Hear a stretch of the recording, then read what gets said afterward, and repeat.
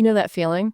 When you've studied English grammar, maybe memorized tons of vocabulary, but then when it's actually time to speak, you just freeze up. Oh, absolutely. It's like there's a wall there. Yeah, exactly. That gap between knowing the language and actually using it, it can be so frustrating, right? Especially when you feel like you've put the work in. It's a super common sticking point. Understanding the, let's say, the nuts and bolts grammar words, that's one skill, but using it smoothly, confidently, in real time, that's a different ballgame. Bridging that gap is key. Okay, well, today, that's exactly what we're diving into. We've got some really interesting stuff from a YouTube transcript, kind of a goldmine of practical strategies, actually, to help break through the speaking barriers. That's good. So our mission, really, is to pull out the best advice on shifting your mindset, creating an English bubble around yourself, and getting down to practical techniques for spoken English, pronunciation, and building vocabulary you can actually use. Right. And we've basically boiled it down to 3 main areas from that transcript. First up, mindset and environment. Super important. Okay. Second, we'll get into some concrete steps for pronunciation, getting clearer, more confident. And finally, some effective ways to build your vocabulary so the words were actually there when you need them. Great. So let's start with mindset then, that first hurdle. The transcript kicks off with some real encouragement, saying things like, English is not impossible, and even you can do it much faster than you imagine. Yeah, positive framing. And it talks about how just believing English is easier can actually change how your brain processes it. Is that really a thing? It really is. It taps into this idea of a growth mindset. If you believe you can develop an ability, like speaking English through hard work, you're just more likely to, stick with it, push through challenges. Right. Whereas if you think, oh, I'm just bad at languages, that fixed mindset, you might give up more easily. So telling yourself, okay, this is doable, I can learn this, it kind of primes your brain to be more open, more resilient. That makes total sense. And the analogy it uses is great learning to walk. Yes. Kids fall down constantly, right? But they don't just quit. They get up, try again. And the transcript says language mistakes are just like that part of the process. Focus on practicing, not being perfect right away. Exactly. That perfectionism trap is so easy to fall into. The fear of making a mistake can literally stop you from speaking at all. But like walking, you only get better by doing it, by making those mistakes and learning from them. Every little error is feedback, really. The transcript even suggests saying something like, English is easy. I can speak English. I am learning every day, out loud. Does that kind of self-talk actually work? It might sound a bit simple, yeah. But consistent positive affirmations can genuinely boost your confidence and lower that speaking anxiety. By repeating it, you start to internalize it. It chips away at the fear of failure, making you more willing to, give it a shot and practice. It's about building a better internal story. Okay, so mindset. Believe it's possible. Embrace the stumbles. Got it. Now, creating that English environment, the transcript makes a big point that you don't need to live in an English-speaking country. Which is so important. Immersion isn't just about geography. Right. It's about surrounding yourself with English wherever you are. So how do we do that practically? The transcript had some really concrete steps. First one, change your phone language to English. Oh, that's a good one. Simple. Yeah. Think how often you look at your phone messages, social media notifications.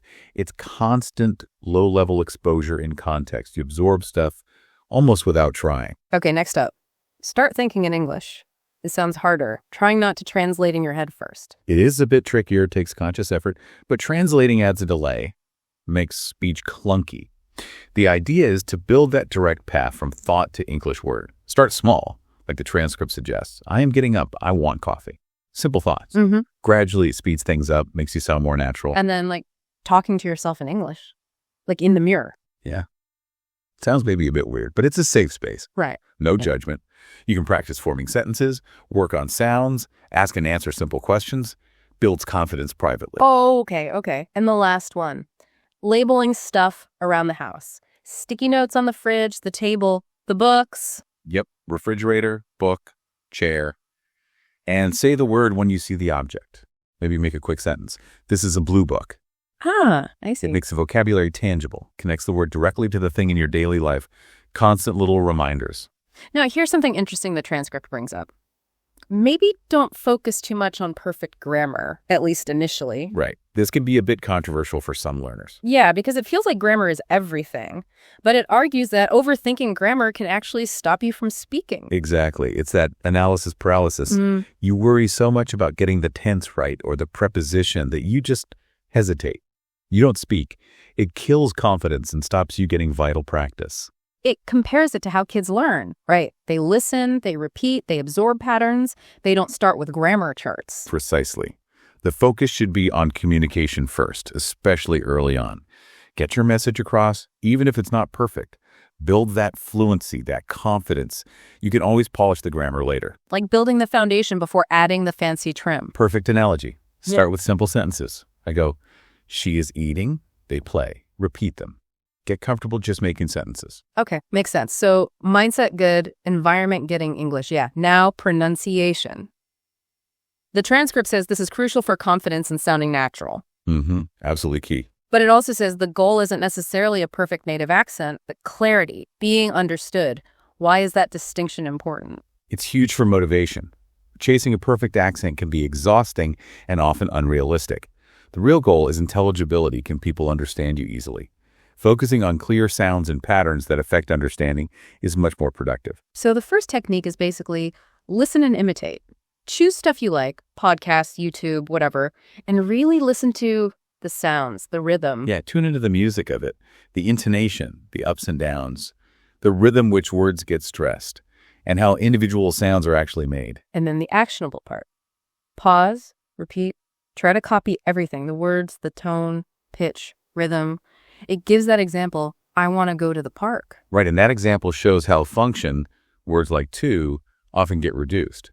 It's not usually I want to go, it's more like I want to go, with to becoming almost a quick to sound. Ah, okay. Noticing and copying those little reductions makes a big difference in sounding natural and how words link together. Next tip, speak slowly and clearly, which goes against that idea that fast means fluent. Totally. Rushing often means mumbling or tripping over words. Slowing down just a bit gives you time to articulate properly, think about the sounds. It's about clarity over speed, especially when you're learning. And it suggests recording yourself speaking slowly. Yeah, great idea. You hear things you don't notice while speaking, helps pinpoint issues. And slow doesn't mean robotic, just, deliberate, intentional. Okay. Then it talks about focusing on problem sounds like TH or R, or the difference between L and R, sounds that might not be in your native language. Exactly.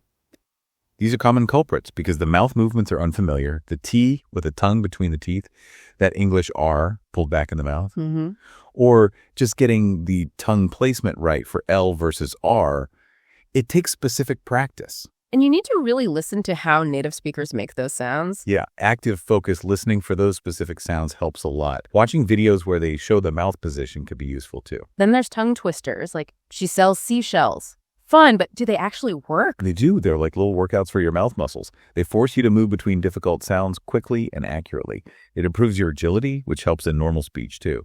Start slow though. Good advice. Okay, moving on to stress and intonation.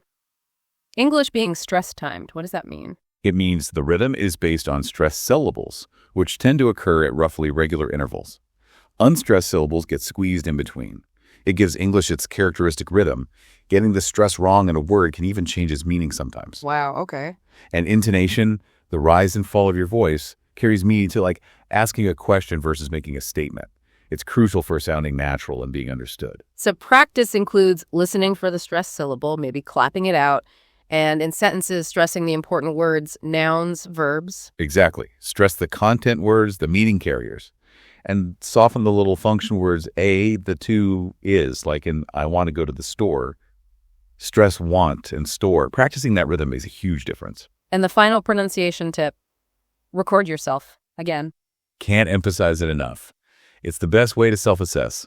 Listen back, compare it to a native speaker recording, identify your specific areas to work on. It's incredibly valuable feedback. Okay, great pronunciation tips. Now, vocabulary. Building it effectively. The transcript acknowledges it can feel overwhelming, living words, then forgetting them. Totally. We've all been there. But it reassures us that, vocabulary building can be effective, even enjoyable, with the right approach. You need a good stock of words to express yourself well. So strategy 1 is a classic. Read every day. It calls reading the most natural way because you see words in context. But active reading, not just stimming. Right. Reading exposes you to so much vocabulary in its natural habitat, let's say. Yeah. You see how words work together. Context helps you guess meaning and remember it much better than just looking at a list. So read stuff you like, highlight new words, look them up, note the context, and this seems key. Write your own sentence with the new word, like the serendipity example. Exactly. That active step using the word yourself helps move it from passive recognition to active recall. You make it your own. It really helps it stick. Next, flashcards. Old school but effective, it says. Word on one side, meaning sentence on the other. Review often. Maybe use apps. Yep. Flashcards work because of spaced repetition. Seeing the words again just before you might forget them really strengthens the memory. Right. Apps like Anki or Quizlet automate that spacing, which is super helpful. And adding pictures, like a treasure chest for serendipity. Yeah, visual cues add another layer of association, makes it more memorable for many people, whatever helps anchor it in your brain. Okay, another strategy. Learn the words in groups or themes, like all words related to travel or emotions. How does that help? It builds connections. Instead of random words, you learn related concepts together. It creates a mental network, making words easier to recall when you're talking about that topic. Plus, you start to see the subtle differences between similar words. Makes sense. Then the big one. Use new words in sentences. Not just memorizing, but applying them, writing them, trying to speak them. Absolutely vital. This is where learning becomes using. You can know a word passively, but until you try to use it in your own sentence, your own conversation, it's not really yours. Force yourself to try them out. Even if you make mistakes. Especially then. Mistakes are how you learn how the word really works. It's nuances, it's grammar. Ask for corrections. It's part of the process. The transcript also mentions learning synonyms and antonyms, expanding beyond just the basic word. Yeah, this gives you flexibility. Instead of just saying happy, you could say elated, joyful, content, more precise, less repetitive. Antonyms help you grasp the full meaning too. And the final vocabulary tip, which kind of ties everything together, engage in conversations and use new words.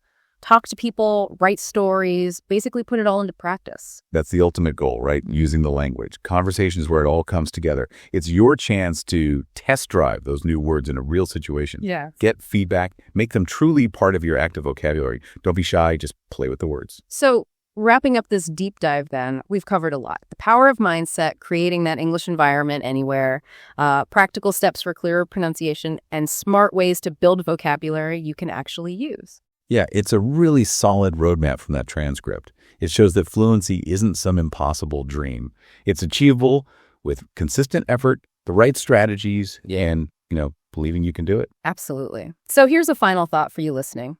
Pick just one thing we talked about today. Maybe it's switching your phone language. Maybe it's saying the sound in the mirror for 5 minutes. Maybe it's using one new vocabulary word in a sentence today. Just one thing. Start small. Do that one thing and then just think. What happens if you keep adding those small, consistent actions day after day? Where could that take your English?